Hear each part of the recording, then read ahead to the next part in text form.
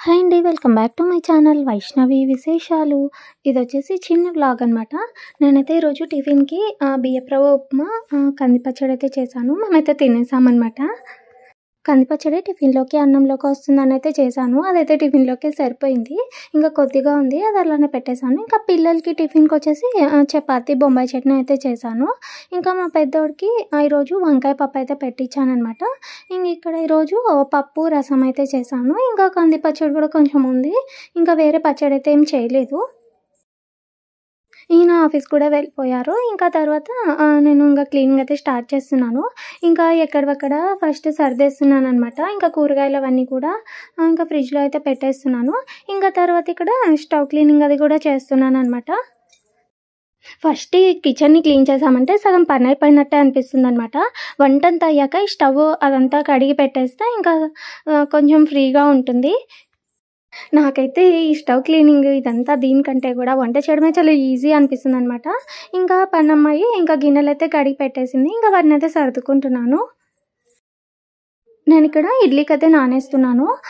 ఒక గ్లాసు మినపప్పు, 2½ గ్లాసు రవ్వ అయితే వేస్తాననమాట. చాలా సాఫ్ట్‌గా వస్తాయి. ఈ పిల్లలకి మార్నింగే ఏం టిఫిన్ చేయాలో అసలు అర్థమే కాదనమాట. ఒకరికి నచ్చిన టిఫిన్ ఇంకొకరు తినరు. మా చిన్నోడికైతే బొరుగులంటే చాలా ఇష్టము. వాడైతే డైలీ బొరుగులకు గానీ చేసి పెట్టానంటే ఇష్టంగా తింటాడు. కానీ మా పెద్దోడికైతే అసలు నచ్చదది. ఇడ్లీ పిండి ఉందంటే ఇంకా ఒక రోజైతే ఇడ్లీ వేస్తాను. ఇంకా నెక్స్ట్ డే వచ్చేసి ఊతప్పం వేసిస్తాననమాట. ఇంకా వీటిని కడిగేసాను. అలాగే నానబెడుతున్నాను. ఇంకా తర్వాత టైం వచ్చేసి 11:45 అలా అవుతుంది. ఇంకా మా కోసం అన్నానికైతే పెడుతున్నాననమాట. ఒక 3 గ్లాసెస్ అలా అయితే వేశాను. ఇంకా ఎలాగో మా చిన్నోడు కూడా వచ్చే టైం కూడా అయింది. ఇదొచ్చేసి ఈవినింగ్ నేను స్నాక్స్ కోసం బొరుగులైతే వేయిస్తున్నాను. మా పిల్లలు చూడండి వీడియో తీస్తున్నా అని చెప్పేసి ఎలా డిస్టర్బ్ చేస్తున్నారో, కెమెరాని క్లోజ్ చేసి పక్కన నుంచి వచ్చి సతాయిస్తున్నారనమాట. బొరుగులు కొంచెం మెత్తగా అయ్యాయనమాట. కాబట్టి ఫస్ట్ ఆయిల్ లేకుండా బొరుగులనైతే వేయించాను. అవైతే కొంచెం క్రిస్పీగా వచ్చాయి. ఇంకా తర్వాత కొద్దిగా ఆయిల్ వేసుకొని ఆ పల్లీలనైతే వేయిస్తున్నాననమాట. ఈ పల్లీలైతే మా చిన్నోడికి చాలా ఇష్టము. కాబట్టి కొంచెం ఎక్కువగానే వేస్తున్నాను. ఇక్కడ పల్లీలైతే వేగిపోయాయి. వాటిని సపరేట్‌గా ప్లేట్‌లో అయితే వేస్తున్నాను. ఇంక తర్వాత అదే ఆయిల్‌లో వెల్లుల్లినైతే వేయిస్తున్నాను.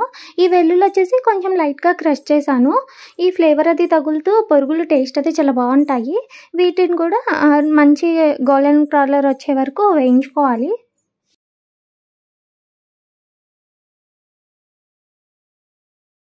చూడండి ఇక్కడ వెల్లుల్లి అయితే వేగిపోయాయి. ఈ విధమైన కలర్ వచ్చాక తీసి పక్కన పెట్టుకోవాలి.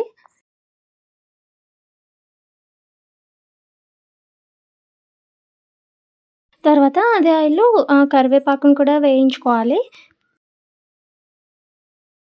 తర్వాత కొద్దిగా ఆయిల్ వేసుకొని కొంచెం జీలకర్రనైతే వేయించుకోవాలి. జీలకర్ర వేగిపోయిన తర్వాత మనం ముందుగా వేయించుకున్న పల్లీలు, వెల్లుల్లిని, కరివేపాకుని అంతా కూడా వేసుకోవాలనమాట. అందులోనే కాస్త పసుపు, రుచికి సరిపడా ఉప్పుని, అలాగే కొంచెం కారం పొడిని వేసుకొని ఒకసారి బాగా కలుపుకోవాలి. ఇంక తర్వాత బొరుగుల్ని వేసుకొని బాగా మిక్స్ చేసుకోవాలనమాట.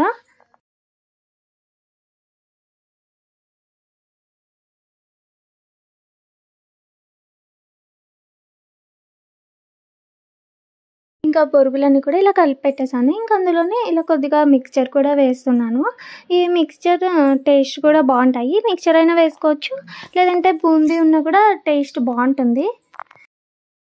ఇలా సింపుల్‌గా వెల్లుల్లి కారం బొరుగులైతే చేసి పెట్టేసాను. టేస్ట్ బావుంటాయి.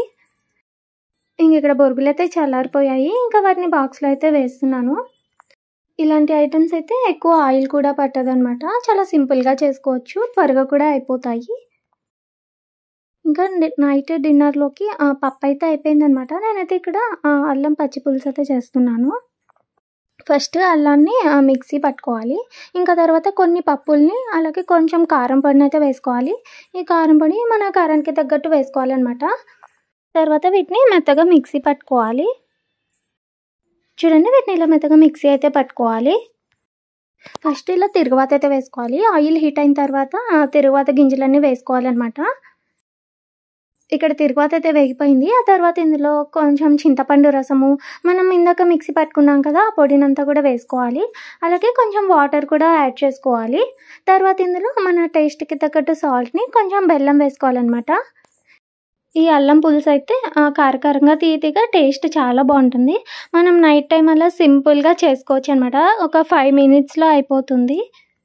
నైట్ టైం అయితే వేడివేడిగా అప్పటికప్పుడు చేసుకొని తింటే చాలా బాగుంటుంది. 5 మినిట్స్లో అయిపోతుంది కాబట్టి ఇంట్లో ఏం లేనప్పుడు ఇలా ఈజీగా చేసుకోవచ్చు. చూడండి ఇలా ఈ విధమైన కన్సిస్టెన్సీ వచ్చాక స్టవ్ ఆఫ్ చేసుకోవాలి. ఇంక నేను ఇడ్లీ పిండిని మిక్సీకి అయితే వేస్తున్నాను. ఇంకా బయట వర్షం అయితే పడుతుందనమాట. మరి కరెంట్ అది పోతుందని చెప్పేసి ఇంకా ఫాస్ట్‌గా మిక్సీకి అయితే వేస్తున్నాను.